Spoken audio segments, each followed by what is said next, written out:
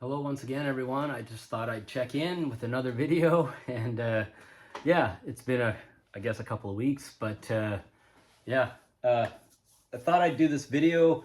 I told you guys that I went on about turning 60, and I got thinking to myself, 60. Wow, I've listened to a lot of music, so I thought a fun video to do would be to compile my favorite albums or the best albums, studio albums. Released in my lifetime. But rather than just randomly pick a bunch of records, I thought to make it more interesting to me and learn something from, and that is this. I thought I'd do it by each decade of my life. So picking some albums per decade, not necessarily the 60s, 70s, 80s, but the first 10 years of my existence and then the next 10 years and so on. But I was going to do like the top 2 or 3 records, and then I started doing it and realizing, nah, I like too much stuff. So I picked 5 records from each of my 6 decades. So, it's a big list, but I'll get into it here. So, yeah, the first decade of my life from 1966, when I was born, to 1976. Now, obviously, I was a kid, so it's not like I was buying records in my first, the first 10 years of my life. I was a kid, but I remember some of these records that I'm going to show you as my favorites from that decade that are in my collection. Obviously, I bought as I've grown up, but there's a couple that are the earliest ones I remember, mostly from my Uncle Bruce's collection when we used to sneak into his room. I've mentioned this before. So here's the 5 records that are my favorites or best of, or yeah, the best albums from that decade that are in my collection. Obviously, I don't own absolutely everything. So there's some records that are great records that aren't in my collection yet, or maybe never will. But from my collection, these are my favorites from that decade that came out. So from 1976, Boston's debut record. So it's kind of interesting to know that this is from all the way back in 1976. So that's Boston's debut record. Another favorite from that decade is from 1973, Pink Floyd's Dark Side of the Moon. I don't think too many people would exclude that one. From 1972, that first decade of my life, was released, and I've liked it a long time, Neil Young's Harvest, and that's been in my collection a long time. One of my favorites for sure. Also, this is one of the ones that I remember seeing around my Uncle Bruce back in the day, is Supertramp's Crime of the Century, and that was from 1974. And to round out the selections from that decade, another one that I remember seeing early on when I was a kid around my uncle is Led Zeppelin's Houses of the Holy, and that is from 1973. So that's the 5 records that are in my collection that get played a lot, that are from the first decade of my life that came out in that decade. So the next decade of my life is the decade that 1976 to 1986, where I really bought a lot of music and formed my early music taste. And, this was the hardest one to pick from because there's probably, at least a few more in my collection that could easily be in this mix. But I've tried to pick albums that are the most impactful to me, that I play a lot, that I love the most. So from that decade of my life, my record buying, early music buying decade, from 1981, Rush's Moving Pictures. So this decade is from 76 to 86. Okay, and that's my teen years. So Rush Moving Pictures from 1980, AC/DC Back in Black, one of the earliest rock records I really fell in love with. Okay, still to this day, with the best hard rock record ever made. All right, from 1983, Def Leppard's Pyromania. Yeah, 1983, that's how long ago. What a great record this was. So that's in my mix of 5. Van Halen 2, my favorite Van Halen album, and it came out in 1979. So an early favorite of mine. And one of the earliest favorite records of mine from the year 1982, Judas Priest, Screaming for Vengeance. I've mentioned it before, one of the greatest records in my collection of all time, and still to this day is still awesome. So that's my 5 records from my teen years.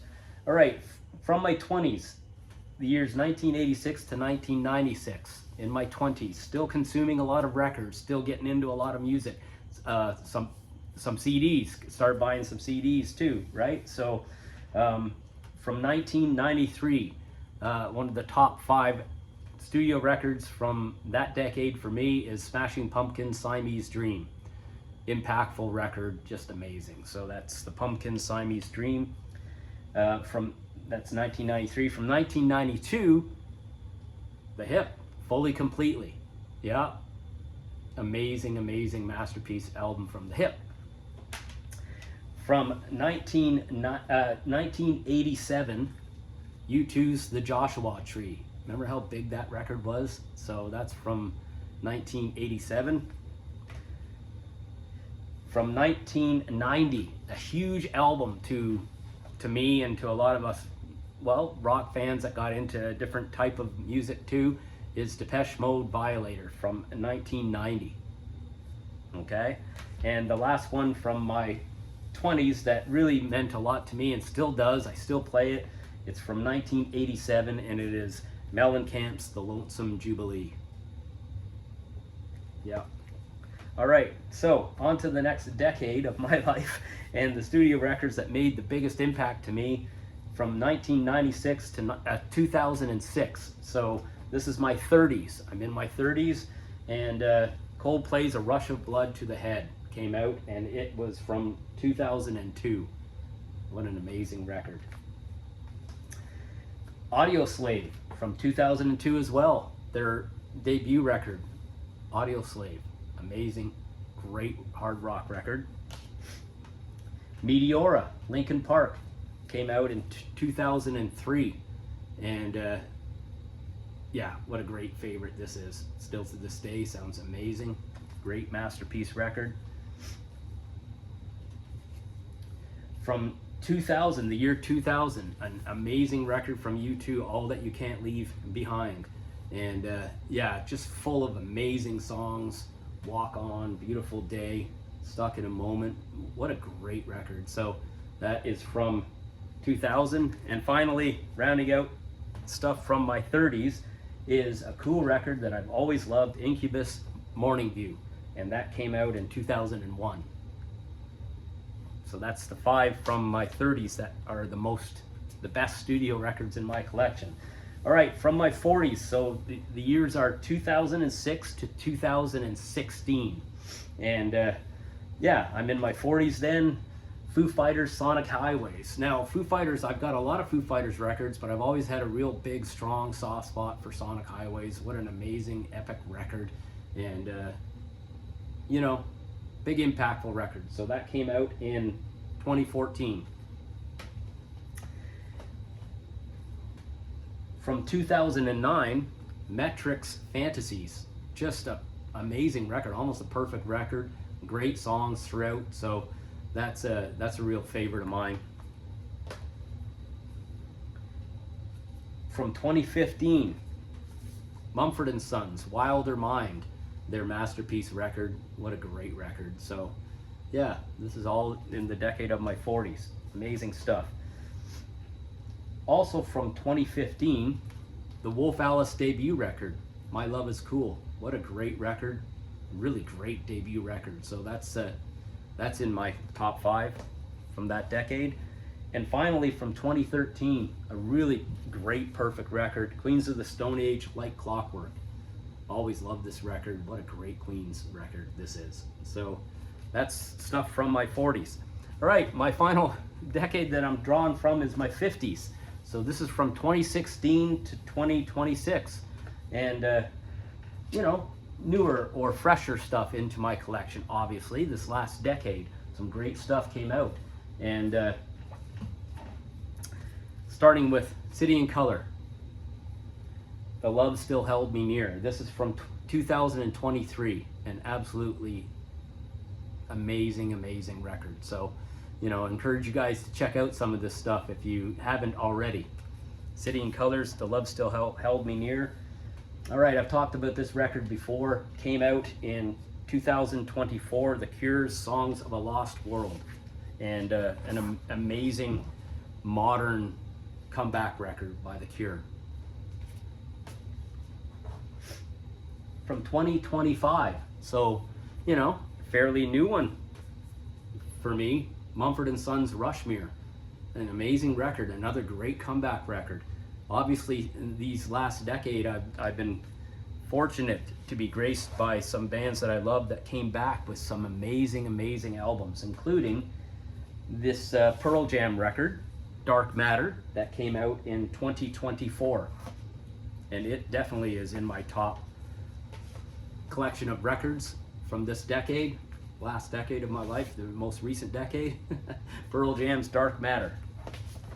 And finally, the 2021 release, the debut record of Mammoth's WVH, Wolfgang Van Halen's record, came out in 2021, and it is has a spot in my top 5 from my decade of my 50s. So yeah, a great debut record.